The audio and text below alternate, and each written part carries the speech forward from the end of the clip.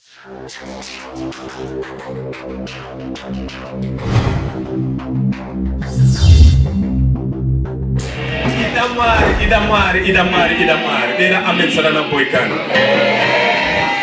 he's feeding the sheep, the pigs. And the Bible says he desired to eat, to fill himself with what the pigs were eating. Now, with what the pigs were eating, amana Satan gasa kana mchida kuziva varume nevakadzi, pane chinhu chiri panguruve chisingadyiwi chinonzi matumbu enguruve. Why? Because nguruve inodya chese chese. Nguruve ukanoita masolids musango kuti wosiya masolids, nguruve inokwanisa kudya. Saka matumbu aya hati, because haisarudzi.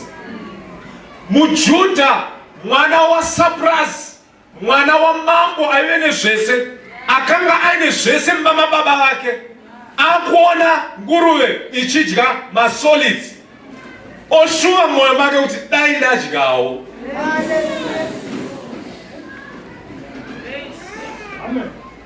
Wakabva kumba kuBorodeo, asi wakushuva kuti dai ndadyawo zvinodyiwa nenguruve. Hapana mhuka ine utsvina senguruve. Hapana mhuka ine utsvina senguruve, inoti kana wapedza kuigeza inodzokera kutsvina. Asi akushuva zvinodyiwa nemhuka ine utsvina inodya tsvina. He went to the last of the last. And as he was there, he had hit rock bottom. The Bible says he came to his mind. Because when you are now at a bad place, you will come to your mind. You will come to your mind. When he was rock bottom, he started to think the good way. When you are in a bad place, you think good thoughts. When you are in a good place, you think bad thoughts. When you are in a bad place, you now start to think of good thoughts. He said, but I've got a father. I've got a father. I've got a father. And even the servants of my father, they eat better than me. Why don't I arise and go back to my father? Now, as he arose and he was going back to his father, I want you to follow me. As he was going back to his father, the Bible says, while he was still afar off, his father saw him. He didn't see the father, but the father saw him. And rejoicing.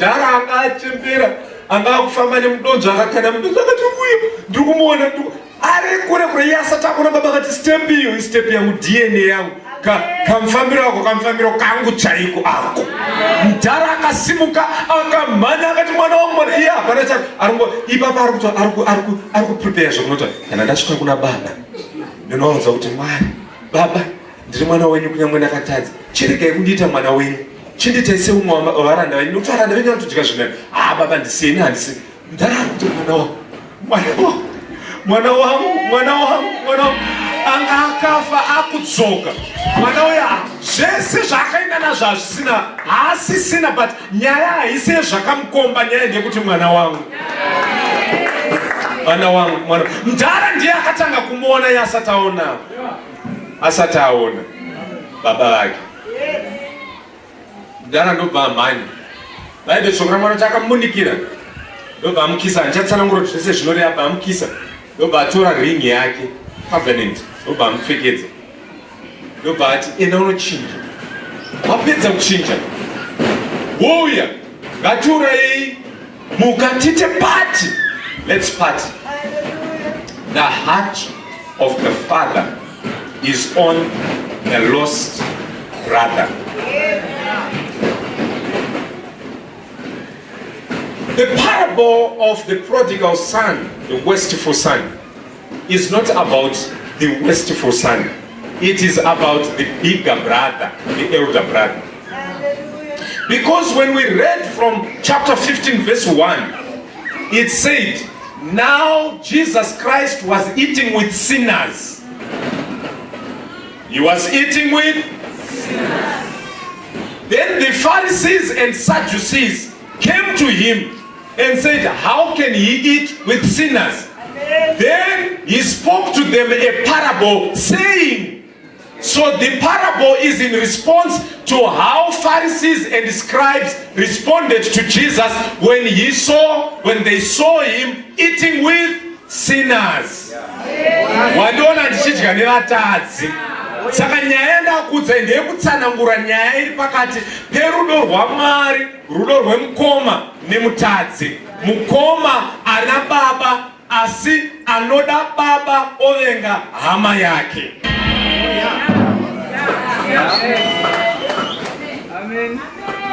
So the brother is the last to know that something is up. He's in the fields working, doing the work of the ministry. Then all of a sudden he is parting at home and says, what's happening here? And they tell him, your brother who was lost has come home. So your father has now put up a big party, celebration, sanaka, to celebrate your brother. And it's like, when they funga kuti kana vanhu vauya kuchechi tichafara. Kwenda ifunga kuti akamborepa uya kana ati ndakuda Mwari tichafara. Kwenda ifunga kuti uya wataiziya ari wekuma avenue achi kana angotonchaya kuchechi anobva afara. Kwenda ifunga kuti ndikatorwa picture naEnzo muchafara kuti baba vedu vari kuwirirana naEnzo kuitira kuti auye kumambo waMwari. Nyamba church is the first to say hatichavanzwisise. Achanzwisise. Kwenda ifunga kuti church ndiyo inofanira kutora vanhu vese vatomuka kubva kubhawa izvezvi vakarohwa nebhabharasi toti handei kuimba yaMwari but nhasi kuna angopfuura akati mahete. Kwenda ifunga kuti charwadziwa nekuti kumba kwenyu ndiwega unouya kuchechi but tiri kutoona vanhu vachitomira kuti ndoda kutenda Mwari kuti kumba kwedu kumusha kwedu kwese ndindega ndonamati.